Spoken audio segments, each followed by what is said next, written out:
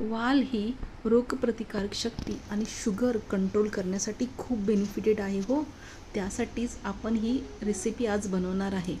तर चला, वालाला भिजवलेला आहे आणि त्याची आता आपण साल्टे काढत आहोत.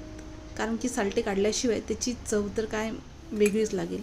मग आता मसाला करूया. मसाला काय, खोबऱ्यानंतरला पुदिना, कोथिंबीर, कांदे, टमाटर सगळी व्यवस्थित आपण आता एक एक एक एक इथे भाजायला घेऊया. पहिल्यांदा लसूण, अद्रक आणि खोबरे, नंतर कांदा, हे सगळं भाजून घ्यायचं आहे. भाजून व्यवस्थित भाजून घ्या. टमाटर पण टाकूया आपण त्याच्यामध्ये आणि भाजायला सुरुवात करूया. आता बघा, तसं मी आता पहिले तर हे भाजून घेते, नंतर आपण टमाटर टाकूया, अद्रक वगैरे, कोथिंबीर आणि पुदिना पण, ह्या गोष्टी आपण टाकून मस्त भाजून घेऊया. आता टमाटर टाकलेलं आहे आणि टमाटरही मी भाजून घेते. आपण आता मिक्सरमध्ये सगळे वाटण जे भाजलेलं आहे लालसर केलेल्या पूर्णपणे, त्याला घेऊन मिक्सरच्या भांड्यामध्ये काढूया.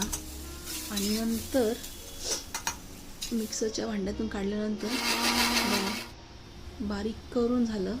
आता आपण मस्त कढईत तेल गरम करून घेऊया आणि त्याच्यामध्ये राईची, जिऱ्याची आणि हिंगाची फोडणी द्यायची.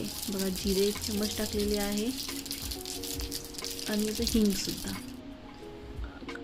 नंतरला कढीपत्ता आणि जे वाटण केलेलं ते सर्व मिक्स करून घेऊया.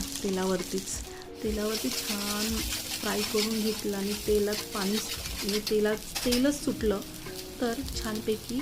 नंतरला तेलावरतीच आपण मसालेही टाकले. 3-4 चम्मच जेवढं तुम्हाला पाहिजे तेवढे गरम मसाला आणि जिरे पावडर, हे सगळं 1-1 चमचच टाकायचं आहे. जिरे आणि हळद हे सर्व टाकून मस्त फिरवून मग जे वाल होते ते वाल आपण आता टाकूया आणि मीठ, चवीपुरते मीठ टाकूया आणि मस्तपैकी हलवून घेऊया छानपैकी. बघा, आणि वाफवून घेऊया.